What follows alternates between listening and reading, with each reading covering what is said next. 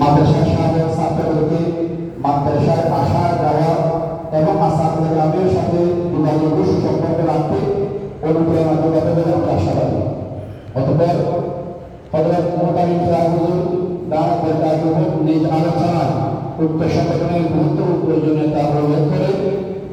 উপস্থিত আসাদুলের পরামর্শের ভিত্তিতে খুশি মনে সংগঠনের অনুমোদন প্রদান করেন এবং সাথে সাথে রাবিতাতুত তুল্লাব সাবিকিন বিল মাদ্রাসাতিল আরবিয়্যাতিল হাফিজিয়্যা সদরপাড়া সাতকানিয়া শিকাগো নামে উক্ত সংগঠনের নাম নির্ধারণ করেন এবং আগামী 4/7/47 তারিখ 16/85 ইংরেজি রোজ বৃহস্পতিবার রাত 9টার সময় উক্ত সংগঠনের পূর্ণ আনুষ্ঠানিক রূপ দেওয়া ও কমিটি গঠন করার জন্য অত্র মাদ্রাসার সকল নবীন প্রবীণ ছাত্রদেরকে মাদ্রাসায় উপস্থিত হওয়ার আহ্বান করেন